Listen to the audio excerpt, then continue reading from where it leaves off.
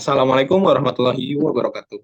Shalom, Om Swastiastu, Namo Buddhaya, salam kebajikan bagi kita semua. Perkenalkan, kami di sini dari kelompok 10. Di sini saya selaku ketua kelompok 10, nama saya Farah Septianto dengan NPM 20018. Di sini saya memiliki 4 anggota, di mana anggota yang pertama bernama Altaf Denseni Fawasdik dengan NPM 20006. Anggota kedua yaitu Dewa Pratama Putra dengan NPM 20013. Anggota ketiga yaitu dengan nama Doni Ronaldo Lubantobing dengan NPM 20014. Dan yang terakhir ada anggota keempat yaitu Dimas Nur Ali dengan NPM 20136. Nah, di sini kami kelompok 10 mendapatkan tugas untuk membuat video tentang pengolahan data menggunakan metode regresi linier. Nah, di mana sebelum masuk ke dalam tahap pengolahan data dengan metode regresi linier, uh, itu udah mengolah menggunakan metode lain seperti menggunakan metode DES dan metode MA. Nah, baru kita masuk ke dalam pengolahan data metode regresi linier. Nah, sebelum masuk ke dalam penjelasan pengolahan datanya, saya akan membahas sedikit tentang apa itu sih regresi linier itu. Nah, jadi regresi linier itu adalah sebuah teknik analisis data yang memprediksi nilai data yang tidak diketahui dengan menggunakan nilai data lain yang terkait dan diketahui.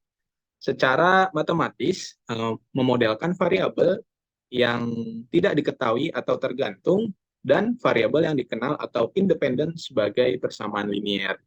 Nah, metode regresi linier ini tuh sering dipakai untuk memecahkan masalah dalam penaksiran. Tentunya hal ini berlaku juga dalam pelamaran, sehingga metode regresi linier ini digunakan sebagai metode peramalan apabila pola historis dari data aktual ini permintaan menunjukkan adanya suatu kecenderungan menaik dari waktu ke waktu. Nah, untuk mempersingkat waktu, uh, kami akan segera menjelaskan itu bagaimana cara pengolahan data menggunakan metode regresi linear. Nah, yang akan menjelaskan pengolahan datanya yaitu dari Kang Dewa.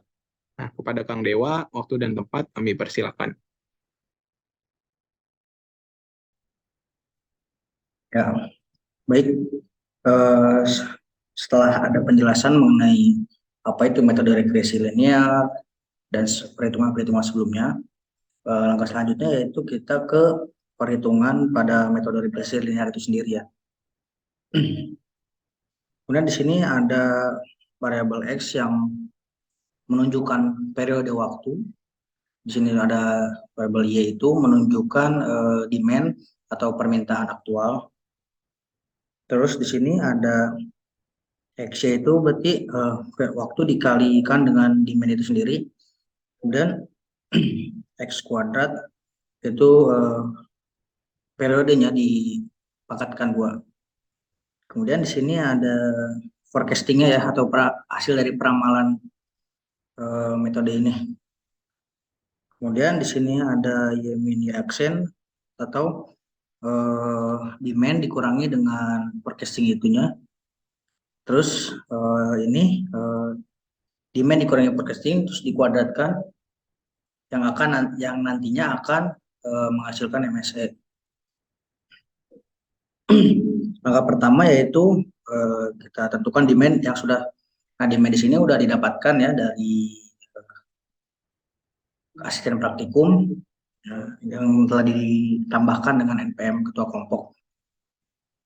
Kemudian setelah didapatkan demand-nya selama 24 bulan ya, ini periodenya.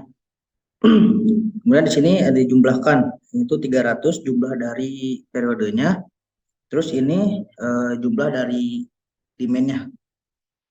Kemudian di sini menunjukkan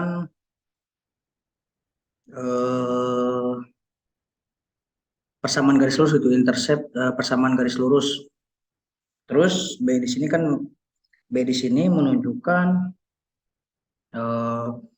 sama persamaan garis lurus tapi slope-nya bukan intercept. Ini kan intercept yang hanya yang B-nya ya, slope-nya. Kemudian langkah selanjutnya ini tuh rumusnya dari ini apa jumlah demand dikurangi atau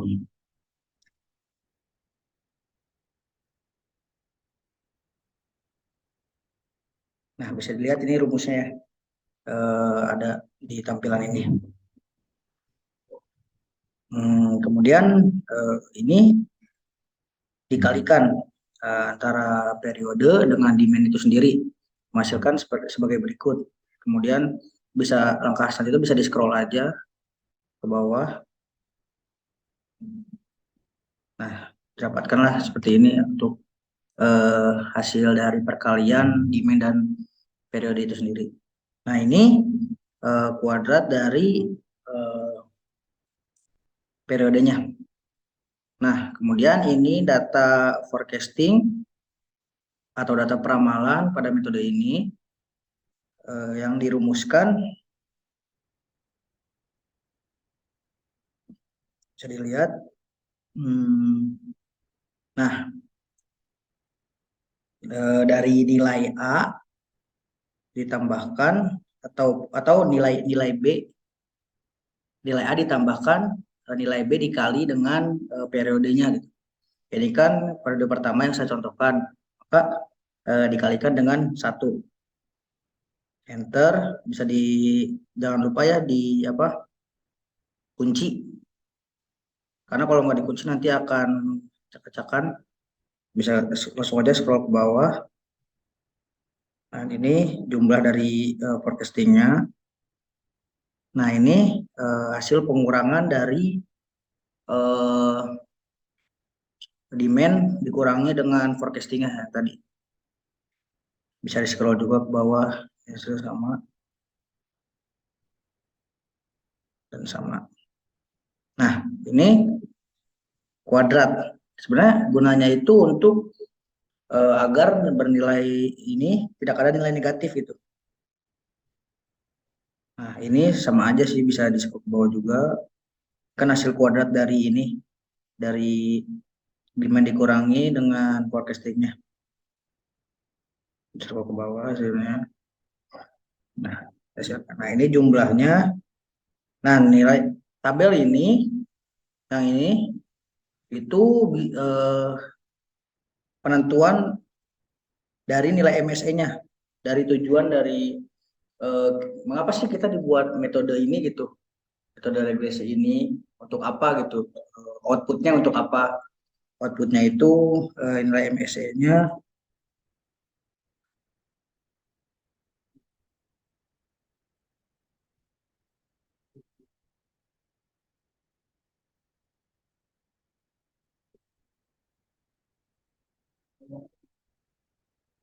Nah, nilai MSE-nya output dari hasil metode regresi ini. Kemudian, nah yang diambilnya itu ini didapatkan nilai MSE sebagai berikut. Ini kita perjelas lagi ya untuk tanya seperti sebagai berikut. B-nya ini, nah ini untuk rumusnya yaitu dengan metode regresi linearnya. Rumusnya itu Y sama dengan A ditambah B ya, dikali X. Kemudian ke ini. Nah, ini hasilnya untuk demand yang ini, kemudian peramalan ini untuk yang ini. Nantinya akan dipakai pada perhitungan selanjutnya. Atau nanti akan dibandingkan dengan metode DES dan metode DES untuk disampaikan MS yang mana yang terkecil gitu. Itulah yang akan diambil. Nah, ini tabel hasil peramalan ini kan 24 periode ya. Nah, ini kita meramalkan 12 bulan selanjutnya gitu. Bagaimana caranya? Nah, caranya itu nilai dari A-nya ditambahkan atau enggak nilai dari ini periode ini 25 Nih, periode yang ke-25 dikalikan dengan ini B-nya. Periode 25 dikalikan dengan B, nilai B.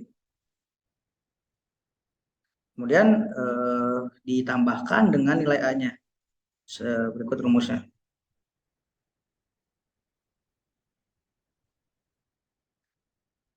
Kita scroll aja ya. Tapi jangan lupa dikunci juga karena biar tidak berubah gitu. Ini akan sama. Oke, mungkin itu aja. Nah, ini untuk grafiknya ya, grafik regresi linearnya, grafik dari tabel ini, dari hasil. Nah, mungkin itu aja perhitungan dari regresi linear dari kelompok kami, kelompok 10. Kurang lebihnya mohon maaf. Assalamualaikum warahmatullahi wabarakatuh. Saya kembalikan lagi ke Kang Faras.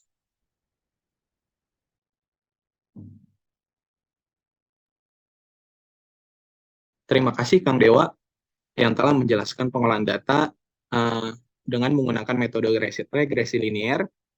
Semoga teman-teman yang telah melihat video ini, apa yang sudah dijelaskan oleh Kang Dewa tentang pengolahan data menggunakan metode regresi linear ini dapat tersampaikan dengan baik. Mungkin cukup sekian penjelasan dari kelompok kami tentang pengolahan data menggunakan metode regresi linear. Kurang lebihnya mohon maaf. Billahi taufiq wal hidayah. Wassalamualaikum warahmatullahi wabarakatuh.